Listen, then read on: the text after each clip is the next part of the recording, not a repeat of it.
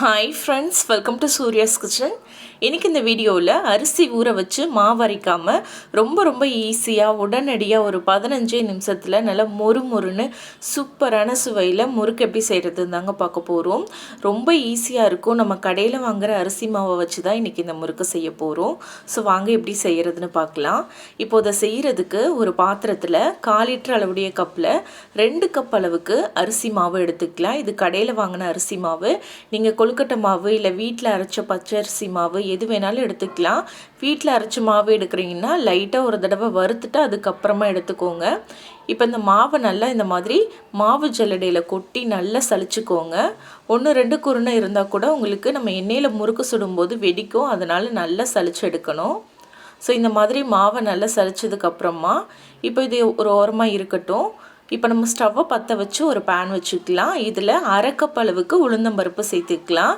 அதாவது 2 கப் அரிசி மாவுக்கு 1/2 கப் உளுந்தம்பருப்பு கரெக்டாக இருக்கும்.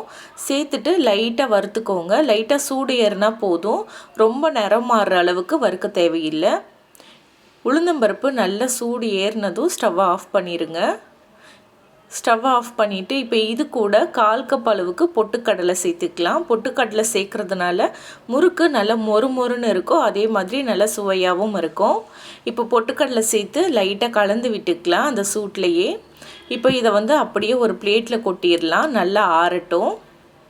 இது நல்லா ஆறின பிறகு நம்ம அரைச்சி எடுத்துக்கலாம். இப்போ இது நல்லா ஆறினதுக்கப்புறமா ஒரு சின்ன மிக்ஸி ஜாருக்கு மாற்றிக்கலாம். மிக்ஸி ஜாருக்கு மாற்றிட்டு இப்போ இதை நம்ம நல்லா நைஸாக அரைச்சி எடுக்கணும். நல்லா நைஸான பவுடர் ஆகிற அளவுக்கு அரைச்சி எடுத்துகிட்டு வந்துடலாம். நல்லா அரைச்சதுக்கப்புறமா இந்த மாதிரி அதே ஜல்லடையிலேயே கொட்டி சலிச்சிக்கலாம். நம்ம உளுந்தம்பருப்பை மிஷினில் கொடுத்து அரைச்சோம்னா உங்களுக்கு நல்லா நைஸாக பவுடர் ஆகும்.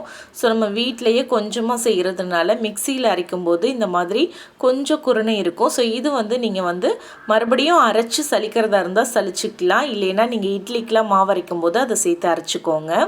இப்போ இது கூட 1 டேபிள் ஸ்பூன் அளவுக்கு கருப்பு எள்ளு, 1/2 டேபிள் ஸ்பூன் அளவுக்கு ஜீரகம், அப்படி இல்லைன்னா ஓமம் எடுத்துக்கோங்க. இது அப்படியே சேர்க்காம கையில் லைட்டாக கசக்கிட்டு சேர்த்திங்கன்னா நல்லா வாசனையாக இருக்கும் முறுக்கு. இப்போ இது கூட 1/2 டேபிள் ஸ்பூன் அளவுக்கு சால்ட்டு சேர்த்துக்கோங்க. கூட 1/4 டேபிள் ஸ்பூன் அளவுக்கு பெருங்காயத்தூள் சேர்த்து நல்லா கலந்துக்கோங்க. இதில் உங்களுக்கு விருப்பம்னா நீங்கள் காரம் சேர்த்துக்கலாம். காரம் சேர்க்கும்போது 1/2 டேபிள் ஸ்பூன் அளவுக்கு சேர்த்துக்கோங்க. இப்போ நல்ல மாவை ஒரு தடவை கலந்து விட்டுட்டு இப்போ இது கூட 3 டேபிள் ஸ்பூன் அளவுக்கு எண்ணெய் நல்லா சூடு பண்ணிவிட்டு சேர்த்துக்கோங்க. எண்ணெய்க்கு பதிலாக நீங்கள் பட்டர் சேர்க்கறதுனாலும் சேர்த்துக்கலாம். பட்டர் சேர்க்கும் போது நீங்கள் சூடு பண்ண தேவையில்லை, அப்படியே மாவில் சேர்த்து நீங்கள் பசைஞ்சுக்கலாம். இப்போ எண்ணெய் சேர்த்து லைட்டாக ஒரு தடவை கலந்து விட்டுட்டு இப்போ இந்த மாவு கொஞ்சம் கொஞ்சமாக நம்ம தண்ணி தெளித்து நல்லா பிசைஞ்சு எடுத்துக்கலாம். ரொம்ப நம்ம லூஸாக பிணையக்கூடாது. ஸோ தண்ணி கொஞ்சம் கொஞ்சமாக தெளித்து பிசைஞ்சுக்கோங்க. நம்ம 2 கப் மாவு எடுத்தோம் பார்த்தீங்களா, அந்த கப்பில் எனக்கு ஒரு 1.25 கப் அளவுக்கு தண்ணி தேவைப்பட்டது மொத்தமாக. இப்போ நான் கொஞ்சம் கொஞ்சமாக தண்ணியை தெளித்து மாவை பிசைஞ்சிக்கலாம். ஏன்னா ரொம்ப நம்ம தண்ணி தெளிச்சிட்டோம், ரொம்ப மாவு உங்களுக்கு தண்ணி ஆயிடுச்சுன்னா அப்புறம் முறுக்கு எண்ணெய் குடிக்கும். அப்படி ஒரு வேளை உங்களுக்கு பிணையும் போது மாவு ரொம்ப லூஸ் ஆயிடுச்சுன்னா கொஞ்சமாக அரிசி மாவை போட்டு பிசைஞ்சுக்கோங்க. இப்போ நான் பாருங்கள் கொஞ்சம் கொஞ்சமாக தண்ணி தெளித்து நல்லா கெட்டியான ஒரு மாவு பதத்தில் பிசைஞ்சிருக்கேன். இந்த அளவுக்கு மாவு நல்லா கெட்டியாக இருக்கணும். அப்போ தான் உங்களுக்கு முறுக்கு எண்ணெய் குடிக்காமல் இருக்கும். இப்போ இந்த மாவுலேருந்து கொஞ்சம் கொஞ்சமாக மாவு எடுத்து நம்ம முறுக்கு குழலில் சேர்த்துக்கலாம். இந்த மாதிரி மாவை கொஞ்சம் உருளையாட்டம் பண்ணிவிட்டு உள்ளே சேர்த்துக்கோங்க. அப்போ ஈஸியாக மாவு உள்ளே போகும். முறுக்கு குழலில் உள்ளே ஃபுல்லாக எண்ணெய் தடவிக்கோங்க. அப்போ தான் மாவு ஒட்டாமல் இருக்கும். முறுக்கு அச்சை போட்டு எடுத்துருக்கேன். இப்போ இதுக்குள்ளே மாவை ஃபுல்லாக சேர்த்துட்டு நல்லா டைட்டாக க்ளோஸ் பண்ணிக்கோங்க. இந்த மாதிரி சின்ன சின்ன தட்டு எடுத்துக்கோங்க. ஒரு 2-3 தட்டு வரைக்கும் எடுத்துக்கோங்க. அதில் மாவு இந்த மாதிரி பிழிஞ்சுக்கோங்க. பிழியறதுக்கும் ரொம்ப ஈஸியாக தாங்க இருக்கும். இந்த மாதிரி பிழிஞ்சிருங்க. உங்களுக்கு சின்ன முறுக்காக வேணும்னா இதை விட இன்னும் சின்னதாக நீங்கள் பிழிஞ்சிக்கலாம். இதே மாதிரி இன்னொரு தட்டில் நம்ம பிழிஞ்சு எடுத்துக்கலாம். நீங்கள் இந்த மாதிரி சின்ன சின்ன தட்டில் ஒரு 5 தட்டில் பிழிஞ்சு எடுத்து வச்சுக்கிட்டிங்கன்னா நம்ம எண்ணெய் காஞ்சதும் ஒன்று ஒன்றா போட்டு எடுக்க ஈஸியாக இருக்கும். அப்படி இல்லைன்னா ஒரு நல்ல ஒரு காட்டன் துணியை ஈரம் பண்ணிவிட்டு நல்லா ஒட்டை பிழிஞ்சிட்டு நல்லா பெருசாக விரித்து விட்டுட்டு அதில் அங்கங்கே நீங்கள் நல்லா முறுக்கு மாவை பிழிஞ்சு விட்டுட்டு அதுக்கப்புறமா ஒன்று ஒன்றா எடுத்து கூட சுட்டு எடுக்கலாம்.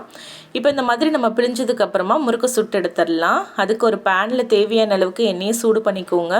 கொஞ்சமாக மாவை போட்டு பாருங்கள். மாவு வந்து போட்டதும் நல்லா மேலே எலும்பி வரணும். அப்போ எண்ணெய் வந்து நல்லா காஞ்சிருக்குன்னு அர்த்தம். இப்போ வந்து நம்ம முறுக்கை உள்ளே சேர்த்துடலாம். இதை பொரிச்சு எடுக்கும்போது எண்ணெய் வந்து ரொம்பவும் காஞ்சிருக்கக்கூடாதுங்க. அதே மாதிரி ரொம்பவும் காயாமலும் லோ ஃப்ளேம்லேயும் இருக்கக்கூடாது. எண்ணெய் ஓரளவுக்கு சூடு வந்ததும் மீடியம் ஃப்ளேமில் வச்சு 2 பக்கமும் நல்லா திருப்பி திருப்பி விட்டு பொரிச்சு எடுங்க. அப்போ தான் வந்து நல்லா மொறுமொறுன்னு இருக்கும். நம்ம ஒரு 15 நாள் இருந்தாலுமே நல்ல மொறுமொறுன்னு இருக்கும். நீங்கள் வந்து பொரிச்சு எடுக்கிறது தான் ரொம்ப ரொம்ப முக்கியம். இப்போ எண்ணெயில் உள்ள அந்த கொதிப்பெல்லாம் நல்லா அடங்கினதும் நல்லா அந்த பபுள்ஸ்லாம் குறைஞ்சதும் நீங்கள் எண்ணெயிலேருந்து வடித்து எடுங்க. இந்த மாதிரி நீங்கள் எடுக்கும்போது முறுக்கு நல்லா உங்களுக்கு மொறுமொறுன்னு இருக்கும்.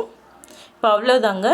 இதே மாதிரி மீத இருக்க மாவு எல்லாத்தையுமே ஒன்று ஒன்றா புழிஞ்சு எண்ணெயில் போட்டு பொரித்து எடுத்துக்கோங்க. அவ்வளோதான், நம்மளோட சூப்பரான நல்ல டேஸ்டியான மொறுமொறுன்னு முறுக்கு வந்து ரெடி ஆயிருச்சு.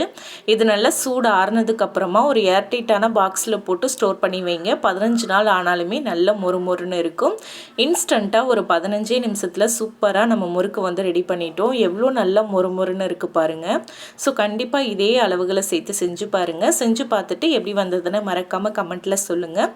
இந்த முறுக்கு ரெசிபி உங்களுக்கு பிடிச்சிருந்தா லைக் பண்ணி ஷேர் பண்ணுங்கள். சப்ஸ்கிரைப் பண்ணலைன்னா மறக்காமல் சூர்யாஸ் கிச்சனை சப்ஸ்கிரைப் பண்ணிக்கோங்க.